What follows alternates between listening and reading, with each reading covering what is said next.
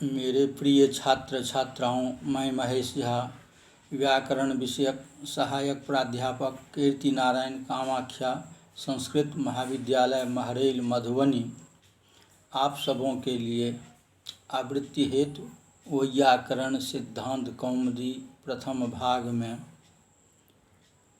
स्त्री प्रत्यय प्रकरणस्थ सभी शब्दरूपों की जानकारी विषयक पाठ का पंचम भाग प्रस्तुत कर रहा हूँ।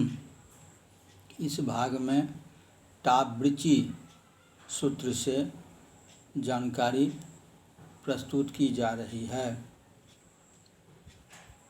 टावृचि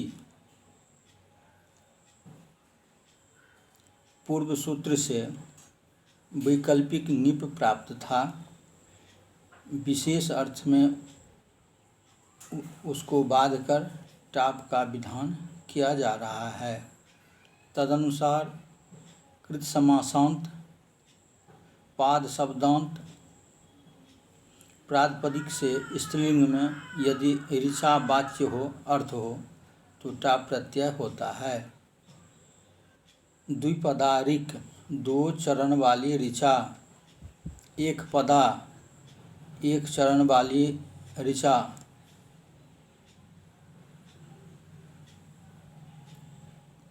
केवल टाप आ का विधान करना विशेष कार्य है।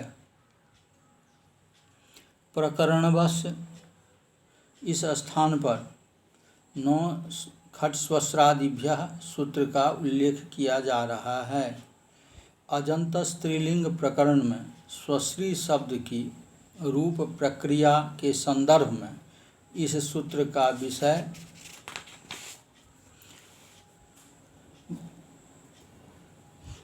बताया जा चुका है। तदनुसार खट संज्ञक प्रातिपदिकों से तथा स्वश्री आदि प्रातिपदिकों से यथा प्राप्त ङीप एवं टाप नहीं होते हैं।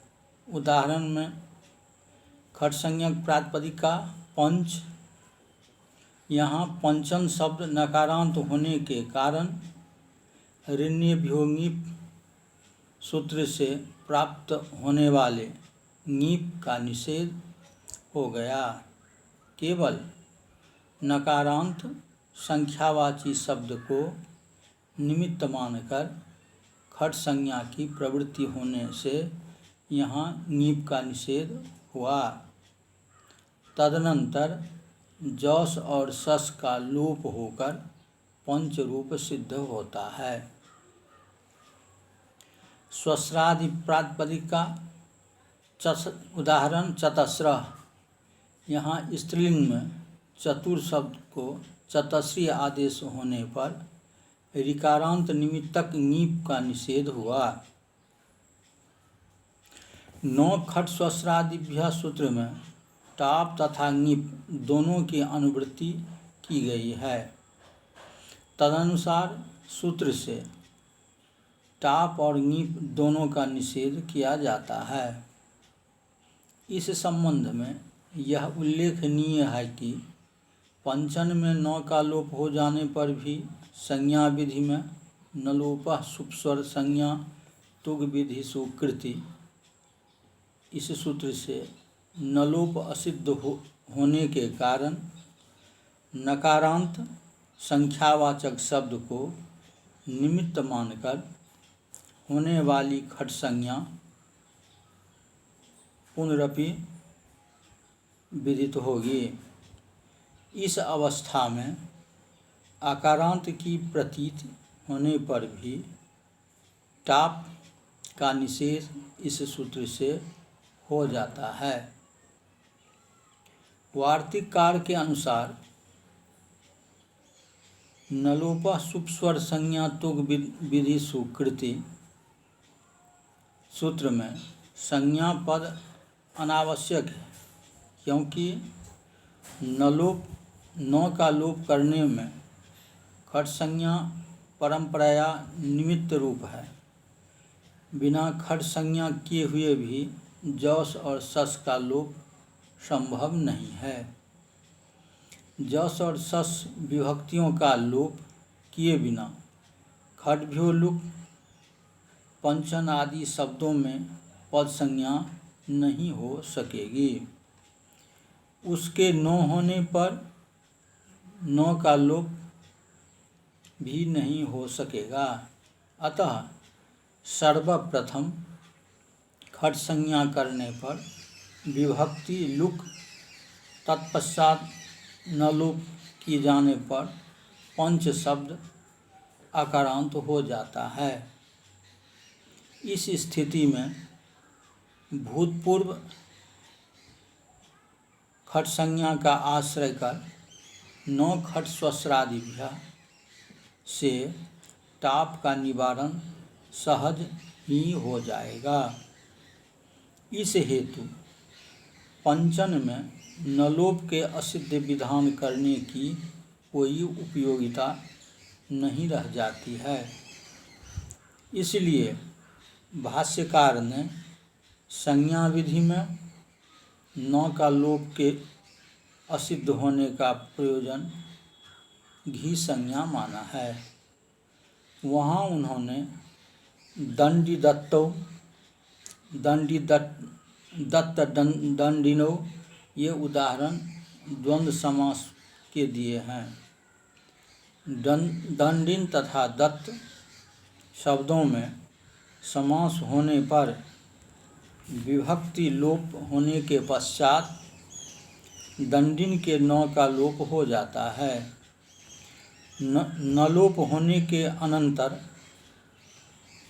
दंडी शब्द को इकारांत होने से शेषो घ्य सखी इस सूत्र से घी संज्ञा होने पर द्वंद्व समास में उसके पूर्व निपात होने का नियम द्वंद्वीय घी इस सूत्र से नहीं होता।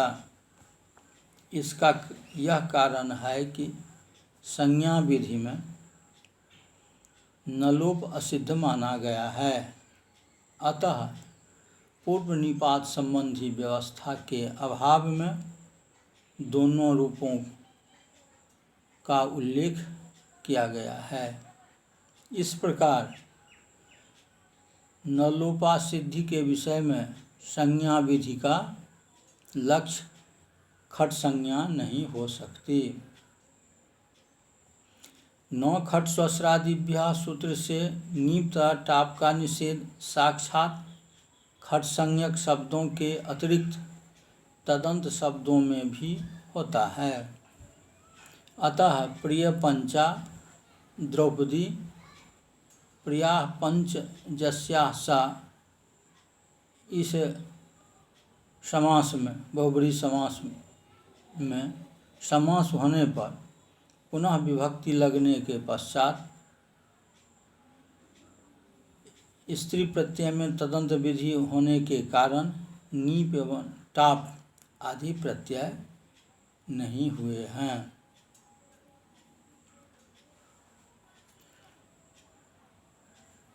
मनः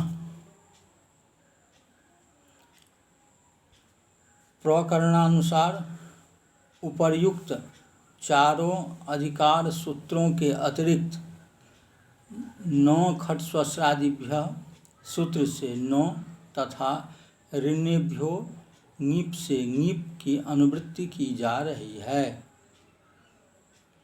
मनः पद अनुवृत्त प्रातिपदिकात पद का विशेषण होने से तदंत का बोधक होगा।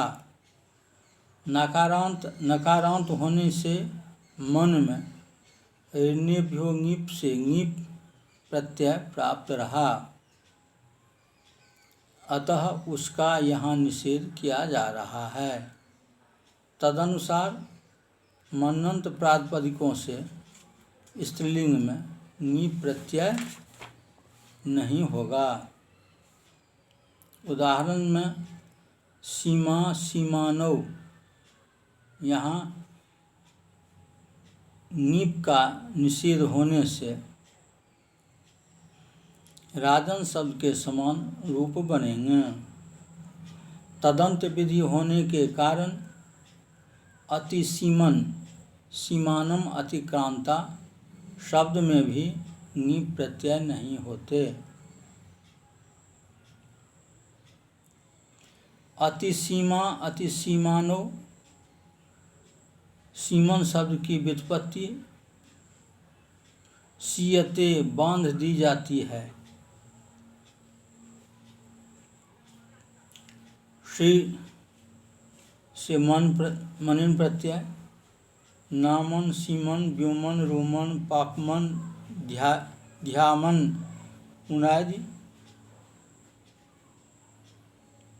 उनादि प्रत्यय। सीमन चारों ओर की हद मर्यादा। इस प्रकार यह सीमन शब्द सिद्ध होता है।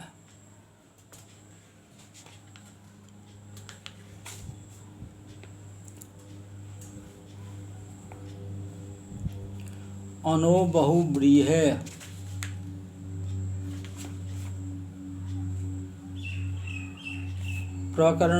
प्रकरणानुसार विशेष अवस्था में नान्त लक्षण नी का ही निषेध किया जा रहा है। यथा बहुयज्वा बहुयज्वानो, बहवः यज्वानः यस्याः, बहुत यज्ञकर्ताओं वाली नगरी। इस बहुव्रीहि समास में अनंत वाले बहुयज्वन शब्द से नीप नहीं हुआ। ऋण्यभ्यो नीप से नान्त लक्षण नीप प्राप्त रहा, अतः राजन शब्द के समान रूप बनेंगे। इस हेतु द्विवचन में बहुयज्वानों का उल्लेख किया गया है। प्रथमा के एक वचन में आकारांत रूप बनने के कारण द्विवचन आदि में भ्रमवश रमा शब्द के समान रूप न समझा जाए, अतः स्पष्ट रूप में उसका उल्लेख कर दिया गया है। इस प्रकार यह भाग समाप्त होता है। धन्यवाद।